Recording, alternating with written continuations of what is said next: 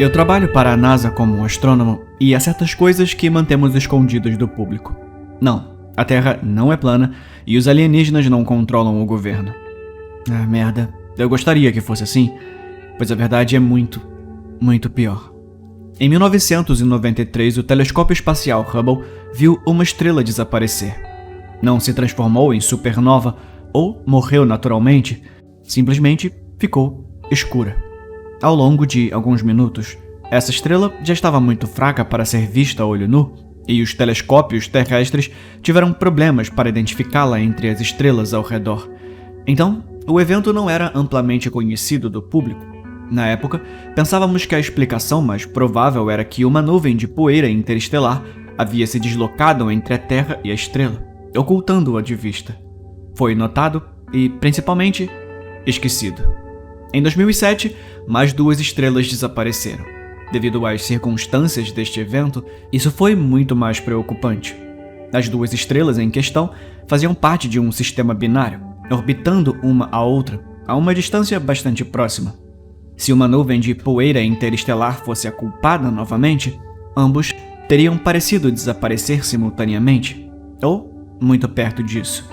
Em vez disso, ambas as estrelas desapareceram individualmente durante um período de minutos, separadas por um período de cerca de 8 horas.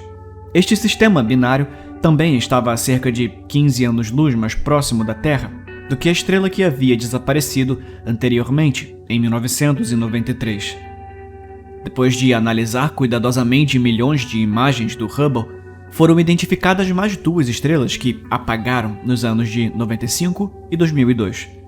Todas estavam na mesma vizinhança estelar, a apenas alguns anos-luz uma da outra. A única conclusão que pudemos tirar foi que alguma influência desconhecida, viajando perto da velocidade da luz, estava encobrindo ou destruindo essas estrelas. Infelizmente, o Hubble não era sensível o suficiente para nos dizer mais do que isso. O telescópio espacial James Webb entrou online pela primeira vez há alguns meses. Embora os canais oficiais digam que ainda está em testes, estamos coletando dados ativamente desde o início de fevereiro. Uma das primeiras coisas que fizemos foi apontar o telescópio para as regiões do espaço ocupadas pelas estrelas desaparecidas. Se elas estivessem sendo bloqueadas por nuvens de poeira, uma esperança que algum de nós ainda mantinha, o aumento da sensibilidade do James Webb poderia ser capaz de ver através deles e confirmar que as estrelas ainda estavam lá. Infelizmente, não tivemos essa sorte. As primeiras 3 estrelas que desapareceram ainda estavam completamente escuras. Os detectores de ondas gravitacionais, porém, logo encontraram algo estranho. Em todos os casos, não apenas as massas estelares ainda estavam presentes, mas a quantidade de massa havia aumentado. Observações mais sensíveis também detectaram um tipo de corda ou teia que se estendia pelo espaço, conectando essas estrelas, agora invisíveis. Quando treinamos o telescópio no sistema binário que havia desaparecido em 2007, que era o ponto mais próximo em que esse fenômeno havia sido observado até agora, finalmente havia radiação eletromagnética ambiente suficiente para tentar uma leitura do espectrômetro de massa. Se você não sabe, a espectrometria de massa é um processo incrivelmente útil onde, medindo os padrões de comprimentos de ondas de luz emitidos ou refletidos por um objeto, podemos aprender toneladas de informações úteis, como sua temperatura, velocidade e direção do movimento, e claro, a composição química. As leituras que obtivemos das estrelas binárias não fazia nenhum sentido, no entanto. Em primeiro lugar, elas estavam frias, quase tão frias quanto o meio estelar ao seu redor. O que quer que tenha acontecido com essas estrelas, as extinguiu completamente, ou de alguma forma impediu que sua luz escapasse. O que era realmente intrigante, no entanto, eram as linhas de emissão retornadas pelo espectrômetro de massa. Vários elementos familiares como hidrogênio, carbono, nitrogênio, oxigênio e magnésio foram identificados, mas estes eram poucos e distantes entre si. A maioria das leituras não correspondia a nenhum elemento químico conhecido e até parecia desafiar o que sabíamos sobre a física da luz, matéria e química. Essa estrutura massiva que abrange estrelas era composta principalmente de materiais para os quais nem tínhamos nomes, e podia nem ser matéria como a entendemos. a especulação correu solta. Obviamente, tal coisa não poderia ser um fenômeno natural. Finalmente, tivemos a prova de vida extraterrestre. Mas o que era essa coisa que descobrimos e com que propósito estava sendo construída? A hipótese principal era que estávamos olhando para uma série de esferas de Dyson, coletores solares maciços construídos para envolver completamente as estrelas, a fim de capturar 100% de sua produção de energia. Tal conceito foi idealizado no início do século XX como uma fonte potencial de energia para uma civilização interestelar. Desde então, a ideia encontrou seu caminho na ficção científica popular. A construção dessas estruturas maciças foi teorizada como um dos primeiros sinais de vida extraterrestre inteligente que algum dia poderemos detectar. Parecia que aquele dia era hoje. A teoria ainda não explicava tudo, no entanto. Em primeiro lugar, havia a velocidade impossível com que as estrelas eram cobertas. Construir uma esfera de Dyson do zero, em questão de minutos, estava além das especulações mais loucas de cientistas e escritores de ficção científica. Depois, havia os misteriosos filamentos que conectavam as conchas a distâncias de anos-luz. Ninguém tinha a menor ideia de que propósito elas poderiam servir, ou como poderiam ser construídas. Todos na NASA ficaram fascinados com esse mistério. Em retrospectiva, poderíamos ter ficado melhor se nunca tivéssemos descoberto a verdade.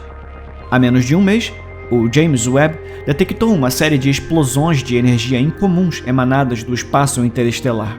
Estes estavam ocorrendo na borda de um sistema estelar a aproximadamente 12 anos-luz do sistema binário que desapareceu em 2007. Ao focalizarmos o telescópio neste sistema, logo determinamos que estes também não eram fenômenos naturais. As assinaturas de energia, que ainda piscavam intermitentemente, correspondiam ao que seria esperado de explosões termonucleares e baseadas em antimatéria, juntamente com vários outros tipos de energia que não conseguimos identificar.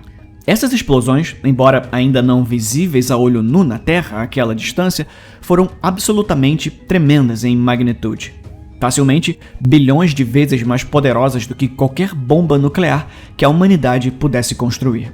Depois de experimentar as configurações do telescópio, conseguimos obter uma imagem mais clara do que estava acontecendo.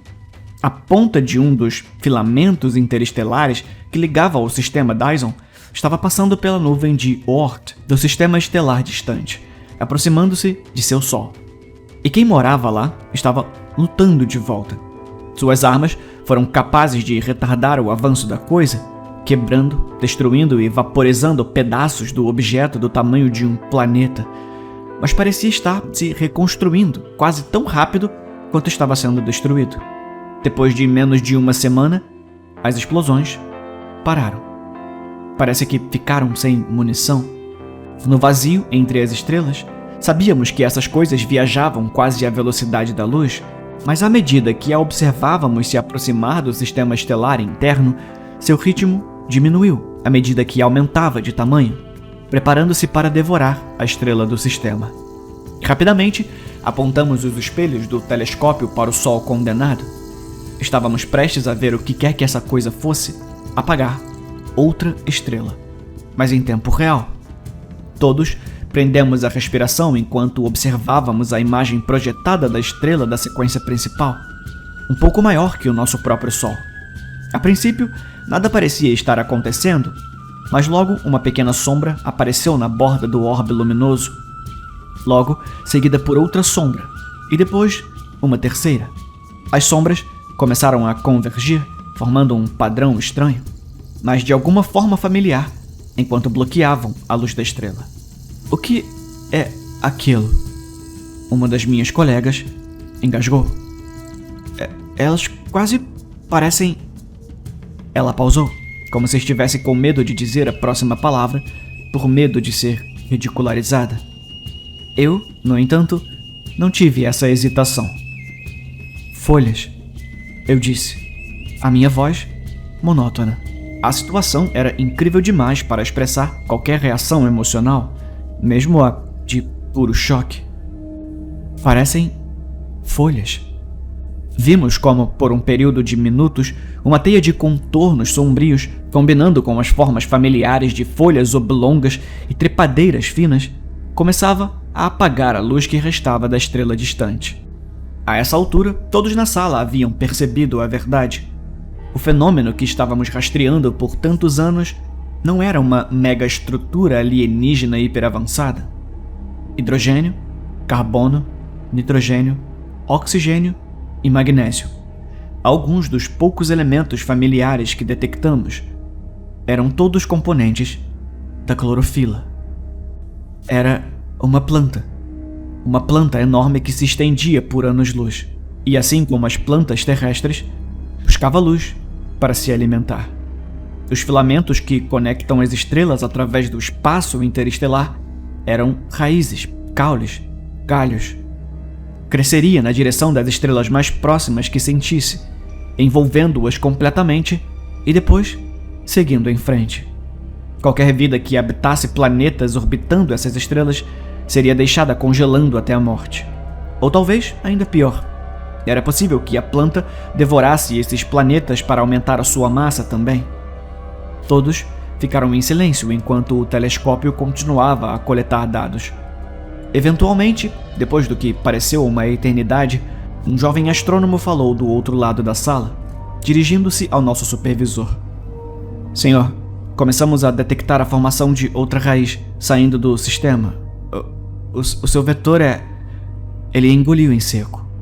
Ele não precisava dizer mais nada, mas o fez de qualquer maneira. Isso tá vindo em direção ao nosso Sol. Quanto tempo nós temos? O supervisor respondeu severamente.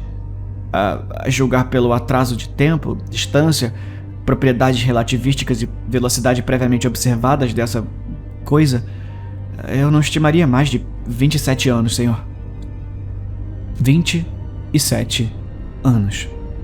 Tínhamos acabado de ver essa erva galáctica dominar uma civilização que estava, no mínimo, milhares de anos à nossa frente tecnologicamente, e tínhamos menos de 3 décadas. Provavelmente seria encontrado e silenciado por compartilhar isso. Mas eu não me importo. Eu tenho que contar a alguém. Não posso mais manter isso em segredo. Quando o sol escurecer e o mundo começar a congelar, pelo menos você terá uma ideia do que está acontecendo. Por menor que seja o conforto.